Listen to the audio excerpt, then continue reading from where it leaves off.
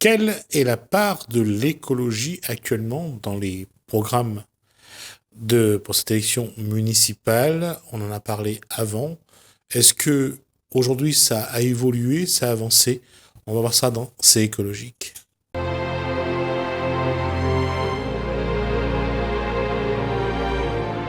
Bonsoir Laurent Bridier, on y revient à Bonsoir. cette question, on a assez parlé d'écologie ou pas? Et pourquoi je dis on en reparle? La nature, pendant ce confinement, a envoyé un message apparemment. Et comment vous avez interprété ce message de la nature? Tout à fait, bonjour Jusmi, bonjour aux téléspectateurs et aux auditeurs.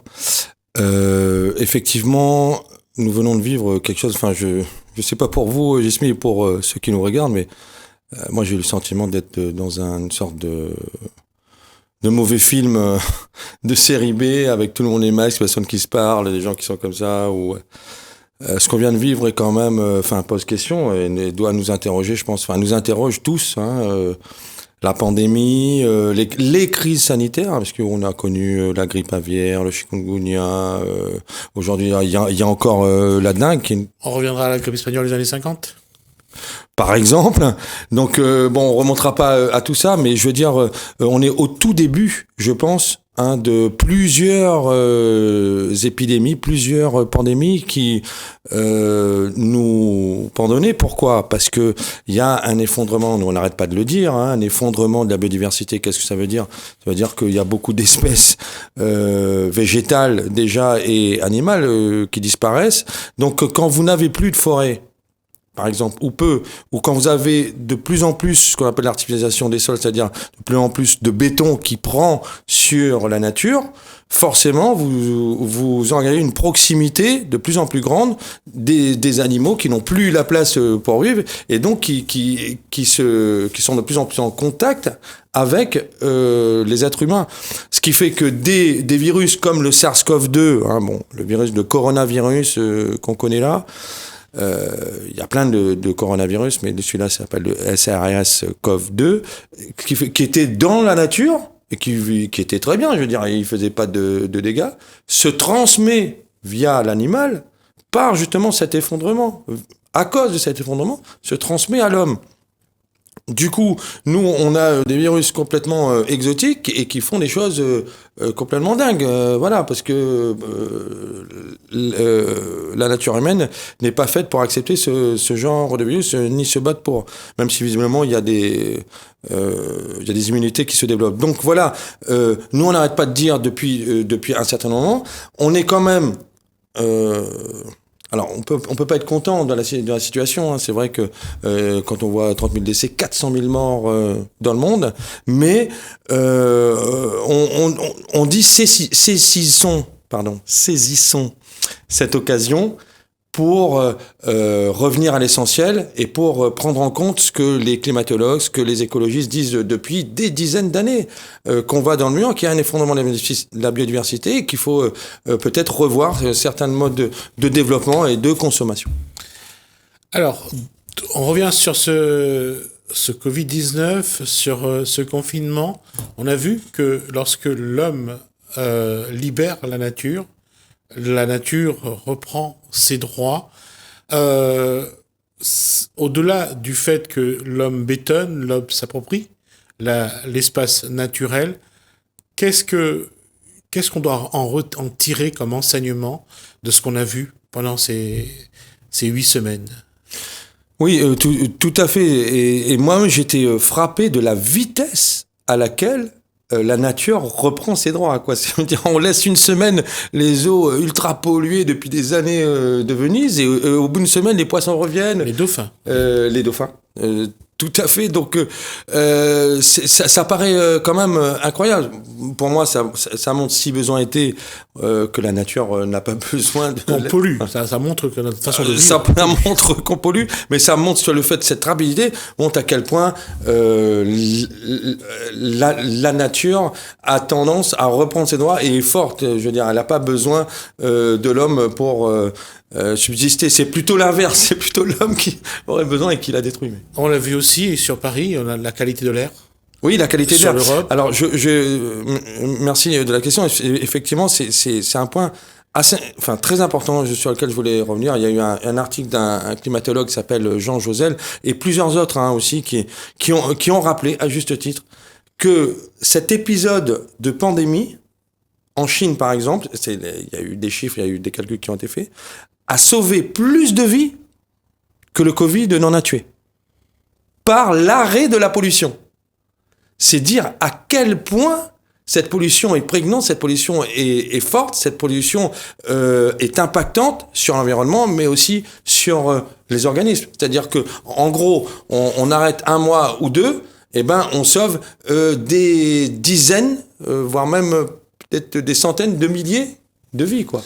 Et c'est un symbole parce qu'on voyait, ça a été montré plusieurs fois, c'est de voir le haut de la montagne du Kilimandjaro, de revoir cette blancheur neigeuse du Kilimandjaro à 200 km.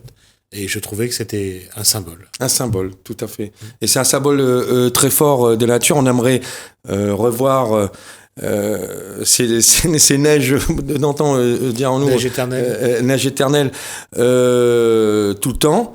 Mais c'est vrai que d'un autre côté, il faut voir aussi les choses telles qu'elles sont, sans faire de collapsologie ou d'alarmisme. Hein. C'est que il y a des choses qui sont faites, mais peut-être qu'on ne va pas assez vite. Et comme on dit, nous, la politique des petits pas ne suffit plus. Et il faut passer.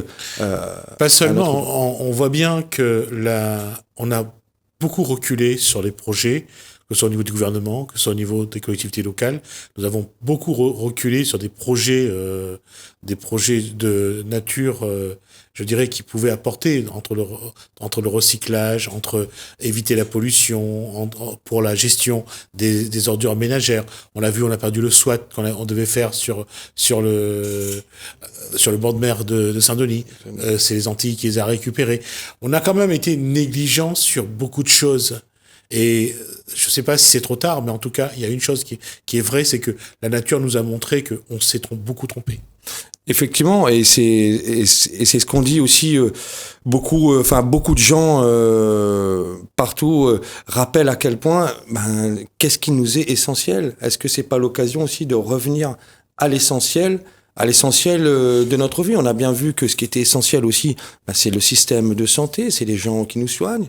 C'est aussi les professeurs qui sont là et parfois avec 30 marmailles et qui ont du mal. On n'a pas pris souvent, l'écologie a toujours été, on va dire, la 5e roue du carrosse, etc. Et on n'a pas pris la mesure. On mettait souvent un écologiste sur une liste pour qu'il y ait une couleur verte, mais voilà. C'est ça. Voilà. Et j'ai envie de dire, sans viser personne, mais que cette tendance, on va dire, perdure. Mais la population se réveille, je pense, peut-être un petit peu avec la gueule de bois. Plus que la gueule de bois, est-ce qu'elle n'est pas un peu traumatisée par ces 8 semaines de confinement? On voit, il y en a qui ont du mal aujourd'hui à quitter leur maison. Oui, complètement. Moi, je vous dis, ma mère qui a 80 ans, clairement, elle me dit voilà, elle va faire mes courses, etc. Mais elle va limiter, elle va plus à sa petite danse du dimanche, voilà, etc. Elle a 80 ans, on n'arrête pas d'ailleurs. Parfois, je dis, ils exagèrent. Hein. Je dis, si vous avez plus de 65 ans, hein, vous êtes vraiment là dans le top, le summum des personnes à risque. C'est super anxiogène. Je dis, il devrait quand même bon. Mais voilà, les gens ont peur. En même temps, on voit de plus en plus de gens, voilà, qui circulent, les bars sont rouverts et puis qui sont sans masque. Donc les gens ont envie de reprendre et la consommation reprend, la surconsommation aussi. Il y a quand même un traumatisme qu'on voit dans les comportements. On voit aussi que les gens, quand ils se déplacent, ils font très attention. De toute façon, ça fait partie des mesures sanitaires. Hein. Il y a pas seulement les mesures sanitaires, mais il y a aussi que ça a un impact sur le comportement. Il y a un conditionnement. Oui, je pense qu'il y a un conditionnement et en même temps, j'ai envie de dire, l'urgence sanitaire. On est au bout de 2 mois de confinement. Les gens ont envie peut-être de se lâcher aussi un petit peu, surtout qu'à La Réunion, visiblement, peut-être que ça circule moins. En tout cas, on est en vert, etc. Bon, il faudra voir par rapport à l'ouverture de l'aéroport et à la venue de touristes. Mais c'est vrai, on peut comprendre. Moi, ce que j'espère vraiment, c'est que cette prise de conscience, parce que je pense que les gens quand même ont vu là que on pouvait plus continuer comme ça. Cette prise de conscience qu'il y a eu pendant peut-être 55 jours ou 2 mois. 55 jours. 55 jours de confinement va perdurer chez certains, ne serait-ce que dans, on va dire, la prise de conscience de ce qui est important. Et finalement, que quand on parle, quand on disait, vous m'aviez invité à une autre émission, je disais, on parle quand même des conditions d'existence de la nature humaine, de l'être humain. De l'humanité, donc de la santé, de notre propre santé, de celle de nos enfants, c'est pas rien quand même. Aujourd'hui, je pense qu'on a peut-être, pour certains, pris conscience qu'effectivement la santé c'est quelque chose de très important et que sans on peut pas vivre. Et sans. Donc il faut revenir aussi à des modes peut-être de pensée. Par exemple, j'écrivais dans un article récent sur le rachat de Vademia par GBH, le groupe Bernard Ayotte, que est-ce que nous sommes prêts à manger moins sucré, à manger moins gras, à manger moins, peut-être parfois ça peut peut-être choquer pour ceux qui n'ont pas beaucoup à manger, mais je veux dire à manger mieux, à boire moins d'alcool, à peut-être pour ceux qui mangent de la viande midi et soir, à manger moins de viande. Voilà, c'est aussi cette question-là aussi que chacun doit se poser. Et nous, ce qu'on répond souvent, on connaissait notre, entre guillemets, notre leitmotiv ou notre slogan, c'est vivre mieux pour moins cher. C'est ça qui est possible. Il y a une chose, c'est que ce confinement a créé une situation assez spécifique, c'est de manger matin, midi et soir pendant 8 semaines à la maison. Et est-ce qu'il y a une prise de conscience sur la qualité de ce qu'on mange, des valeurs nutritives? Là, on a vu que on recherchait beaucoup des légumes, il y avait une vraie envie de manger autre chose. On mangeait les boîtes de sardines, on mangeait les boîtes de conserve de poissons. Mais est-ce que pour autant, ça va se maintenir le fait d'être enfermé, de ne plus avoir eu envie de manger de viande pour certains, est-ce que ça peut perdurer?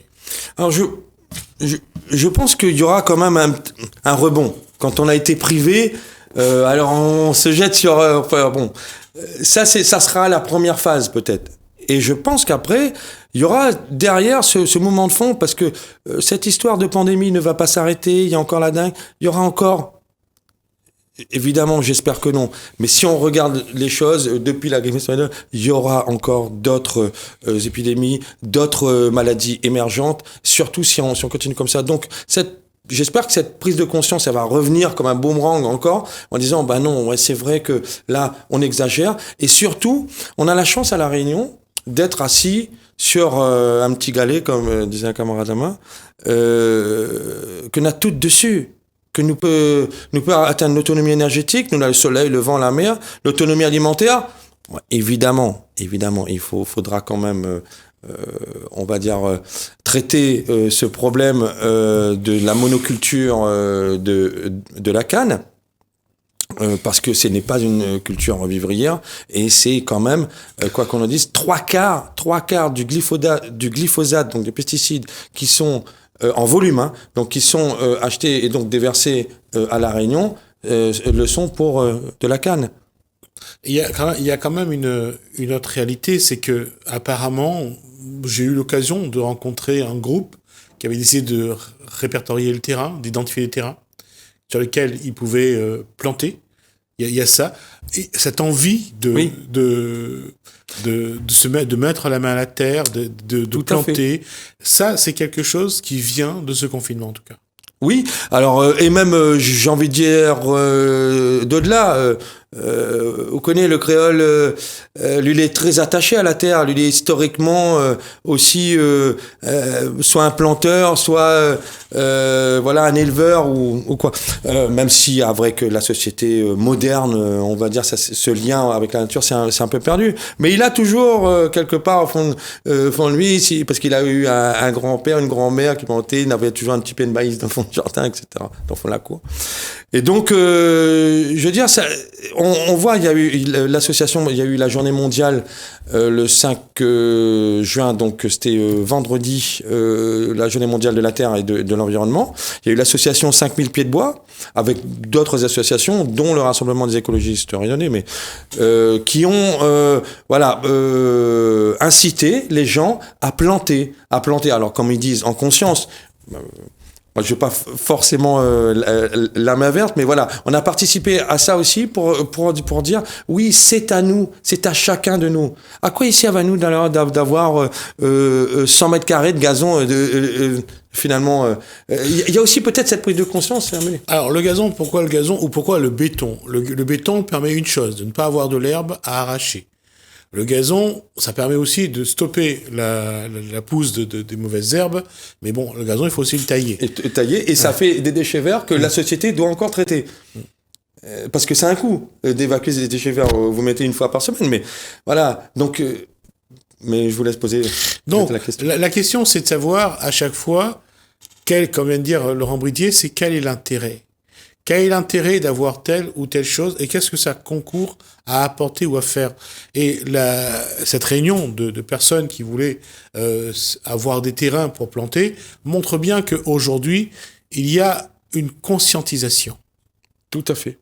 De la population et de beaucoup de jeunes qui se remettent effectivement à planter, qui font des jardins partagés, des opérations un petit peu partout dans les quartiers, de la permaculture. Alors ils disent la permaculture c'est un grand mot, mais c'est revenir à des méthodes on va dire naturelles d'agriculture. Donc on parle d'agroécologie, etc. Mais au-delà, c'est des gens, beaucoup de gens de plus en plus sur le terrain font des actions qui vont dans le bon sens.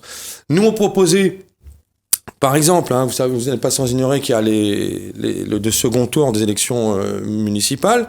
Il y a 41 listes en présence. J'ai pas vu beaucoup de programmes, à part, qui peut-être mettent un peu le vert. Nous, on a envie d'interpeller l'ensemble, je veux dire, c'est pas pour viser quelqu'un en particulier, l'ensemble des 41 têtes de liste candidats pour leur demander, est-ce que, là-dessus, sur les jardins partagés, vous engagez.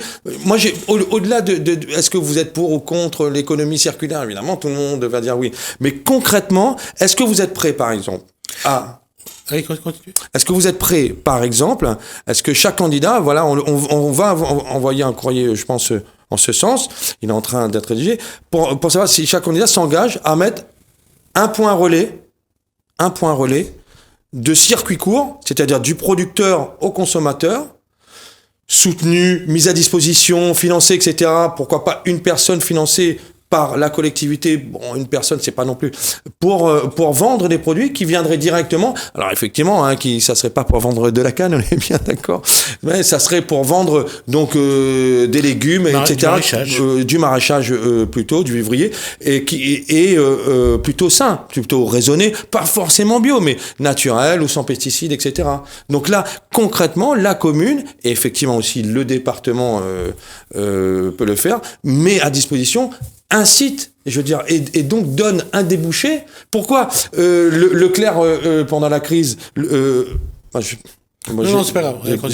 Ça m'a échappé. Pourquoi une grande enseigne, donc de grande distribution, pendant la crise dit, écoutez, les producteurs, vous êtes mal, vous avez une surproduction, nous on vous propose de vous la prendre. Très bien, merci. Mais est-ce que la collectivité, du coup, pourrait pas se poser la question de dire, est-ce que nous aussi, on pourrait pas faire ça pour des petits producteurs, des jeunes qui démarrent? Ça leur permettrait d'avoir un débouché commercial. La question sur l'agriculture, c'est que ce n'est pas les taxes pour l'État ne sont pas pour l'État et pour les collectivités ne sont pas aussi visibles que des commerçants. Les commerçants, on sait qu'il y a l'octroi de mer, il y a les taxes régionales, il y a la taxe sur le carburant. On sait ça va rentrer dans les caisses des collectivités et ça va revenir donc aux collectivités. L'agriculture, c'est pas pareil. Et c'est peut-être ça aussi qui fait que l'écologie n'attire pas. Parce que l'État, ça ne lui rapporte pas aujourd'hui de l'argent pour remplacer ce qu'il y a déjà comme taxe qui existe. Tout à fait. Alors, nous on dit l'État. Alors l'État ou les autorités locales, hein, parfois aussi, bon, pour l'octroi de mer, etc. Bon, gagnent de l'argent sur plein de choses, notamment sur le taxe carbone, sur le pétrole, TVA, sur la TVA, etc. Carburant. Nous, sur le carbone. Nous disons tout ce qui est industrie polluante.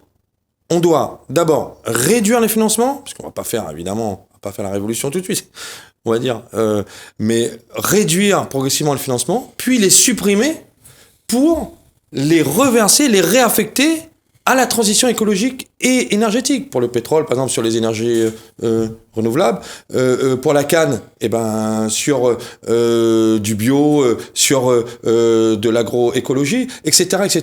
C'est-à-dire que, et même sur le octroi de mer, je veux dire, à mon sens, très très modestement, cette question, elle doit être ouverte, elle doit être mise sur la table. Il y a eu un débat qui a commencé. Je pense qu'en 2021, lors des régionales, ça sera un point quand même à évoquer. Alors, je dis qu'il faut inventer de nouvelles taxes à partir de l'écologie. Est-ce que le faire à petite échelle, c'est-à-dire sur une commune, ce serait déjà tester un peu ce que l'écologie peut générer aussi comme taxe pour remplacer les taxes qui existent déjà, parce qu'il faut quand même que l'État ait de l'argent, que l'activité ait de l'argent pour gérer, pour pouvoir continuer les projets de manière à ce que la collectivité a un soutien. Et c'est là peut-être que se pose le problème, c'est de savoir comment générer des taxes à partir de l'écologie.